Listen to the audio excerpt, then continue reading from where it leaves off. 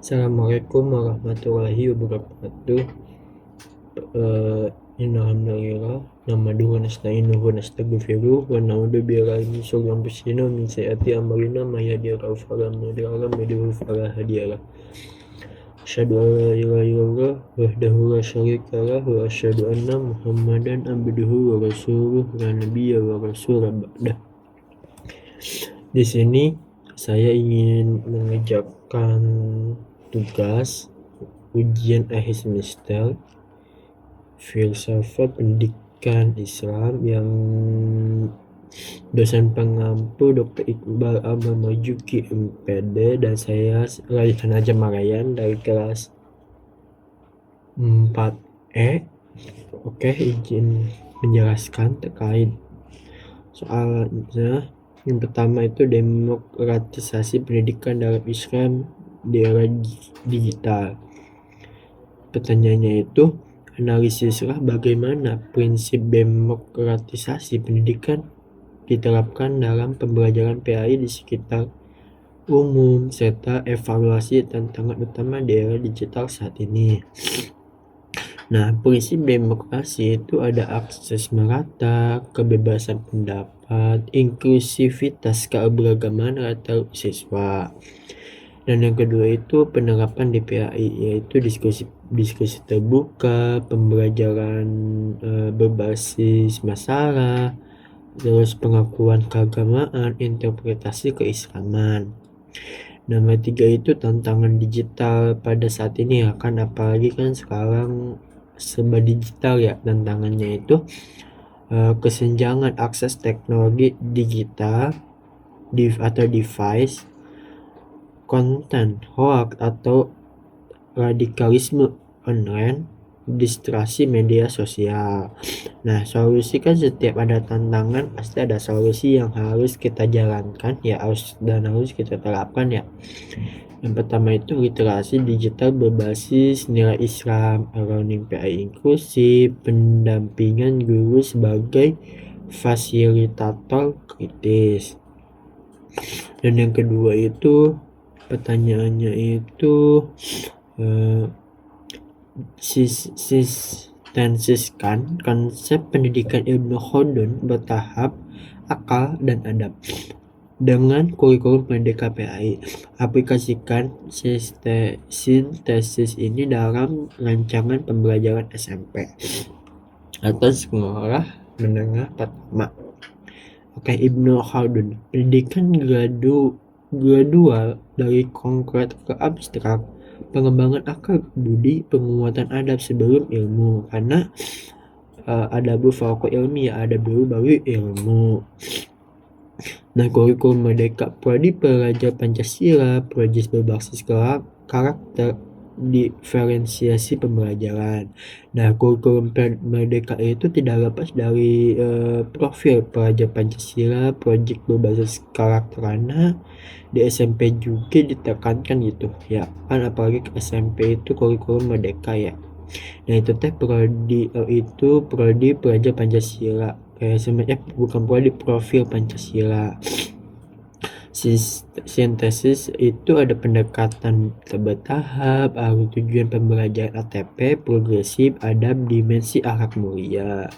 Rancangan SMP itu model ajar akidah akhlak berbasis proyek, membuat poster nilai Islami, dan di sekolahku itu judulnya ya.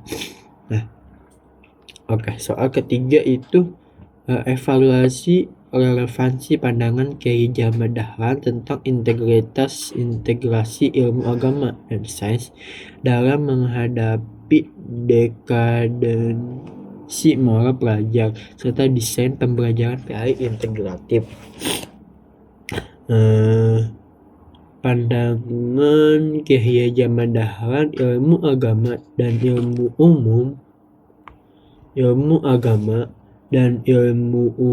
itu, pandangan Kiai Ahmad Dahlan itu ilmu agama dan ilmu umum tidak dipisahkan. Keduanya itu sumber kebenaran dari Allah Subhanahu wa Ta'ala. Dan yang kedua itu relevansi pada zaman sekarang itu kan, dekadensi moral, tawuran, narkoba, pornografi timbul dari dikotomi ilmu dan lemahnya iman. Nah, kalau misalnya mereka kayak tawuran itu kan tawuran narkoba dan lain sebagainya itu kayak lemahnya iman gitu. Kita kalau tidak kuat imannya maka akan terjerumus kepada dekadensi moral tersebut gitu. Oke, solusi integratifnya itu PAI berkolaborasi dengan IPA IPS. Misal sains lingkungan konsep Kilvator fill out. Nah, karena PAI juga bisa berkolaborasi dengan mata pelajaran lainnya. Contohnya kayak kan PAI itu ada yang namanya itu waris kan ya. Nah, di waris juga kan itu berdekatan dengan matematika karena tidak ada kemungkinan gitu kalau misalnya PAI itu harus bisa gitu berkolaborasi dengan mata pelajaran umum lainnya. Nah, desain pembelajarannya itu proyek sains Islami, riset ekosistem sekitar atau sama refleksi ayat-ayat Al-Quran terkait Islam, terkait alam gitu. Oke, nomor 4 itu analisis pemikiran KJ Hashim Asy'ari tentang akhlak dan tawadu kepada guru dalam konteks pengembangan karakter siswa PAI dan atasi krisis keteladanan guru era modern. Yang pertama, pemikiran KJ Hashim Asy'ari, adab al-alim wal mu'ta'alim. Akhlak mulia adalah fondasi ilmu yang bermanfaat. Kalau kita mempunyai akhlak yang mulia, akhlak yang agung, itu sebuah fondasi ilmu yang bermanfaat gitu. Dan yang kedua itu tawadu kepada guru, menghormati, aktif mendengar, tidak mendebat tanpa adab, membentuk karakter hormat. Nah, kalau misalnya tawadu kepada guru itu kan rendah hati ya. Tawadu itu artinya rendah hati. Nah, apa yang dimaksud rendah hati itu kayak kita itu menghormati adanya beliau, adanya guru kita, aktif mendengar kayak semacam guru menjelaskan. Nah, kita mendengarkan sebagaimana yang kita pengen ketahui gitu. Contohnya kita tidak mengetahui adanya misalnya rukun Islam. Nah, guru itu kita menjelaskan tentang rukun Islam, maka kita aktif mendengarkan penjelasan tentang guru tersebut, tentang rukun Islam tersebut. Kalau misalnya tidak kita pahami gitu tentang tadi sudah penjelasan, maka tidak akan ada kita tidak akan mengetahui dan maka kita akan bertanya gitu kepada guru tersebut.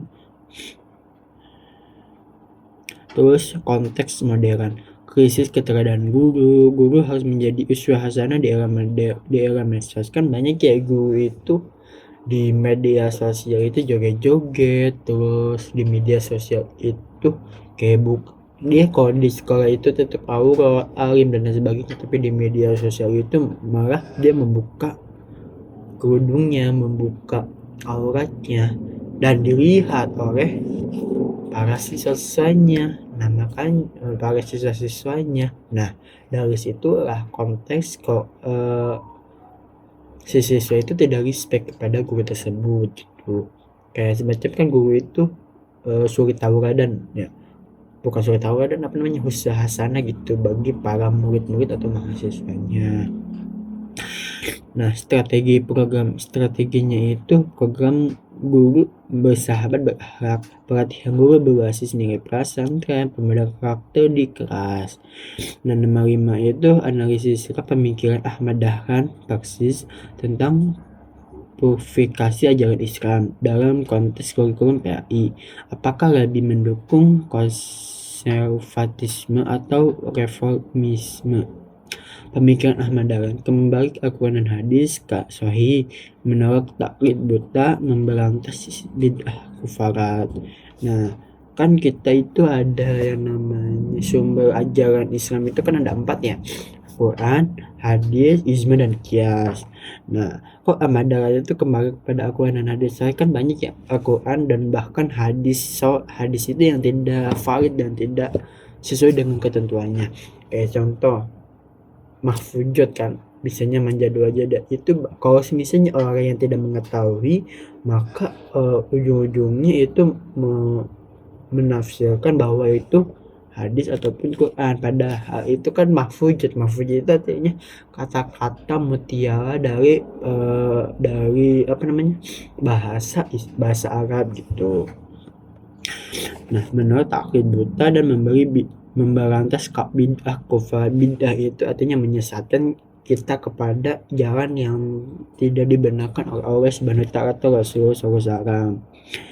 Dalam kurikulum PAI menekankan dalil yang sahih, berpikir kritis ilmiah, berbasis nas, menghindari dogmatisme. Dan yang ketiga itu konservatisme atau reformisme. Keduanya konservatif pada sumber Al-Quran hadis, reformis pada metode ijtihad. Ijtihad itu kesepakatan para ulama gitu. Argumentasi, verifikasi bukan membuku tapi memunikan, mendorong siswa berpikir kritis, berlandaskan teks primer. 6 itu buatlah sintesis hubungan antara ontologi, epistemologi, dan aksiologi. Lalu analisislah bagaimana ketiganya itu menjadi landasan penyusunan visi misi prodi PAI. Oke, yang pertama itu ontologi, yang bisa kita sebut itu hakikat ya.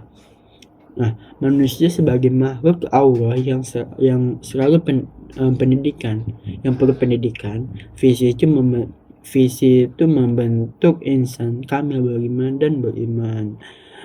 Nah, ontologi itu tidak lepas dari yang namanya visinya itu beriman dan berilmu gitu kan. Epistemologi itu pengetahuan, sumber ilmu, wahyu, akal, pengalaman. Nah, sumber ilmu kan banyak ya, kayak semacam wahyu, akal, pengalaman yang selama ini melekat di diri kita pribadi gitu ya.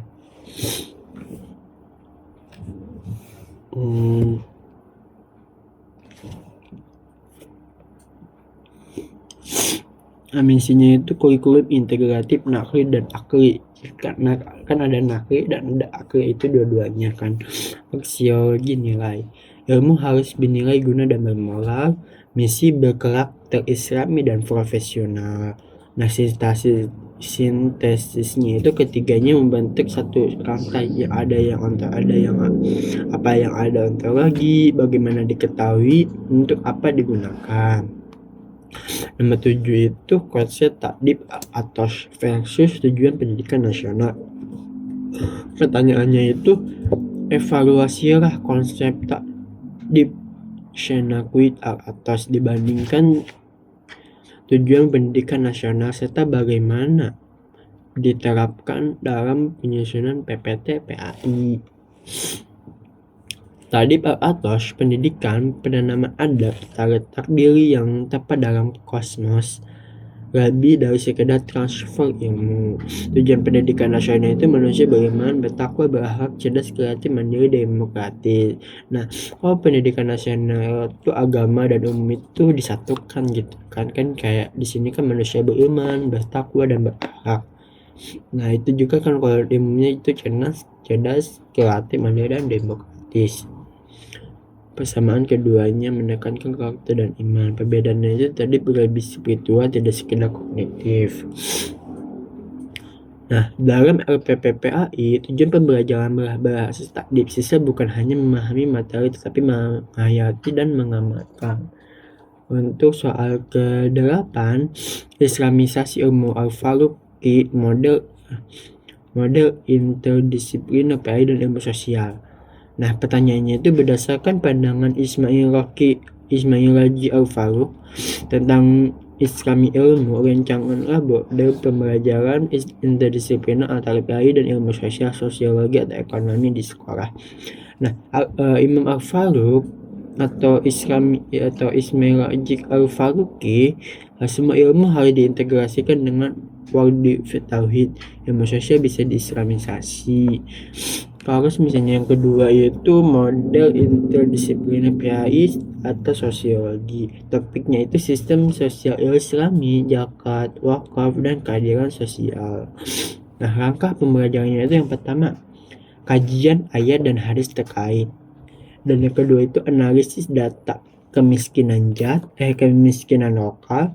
3 itu solusi berbasis fikih sosial. Nah, hasilnya itu siswa memahami bahwa Islam memiliki jawaban sistematik atas masalah sosial nyata di masyarakat. Mungkin sedikit dari saya pribadi sudah menjelaskan. Mohon maaf atas kekurangan dan kelebihannya, mohon dimaafkan. Wassalamualaikum warahmatullahi wabarakatuh.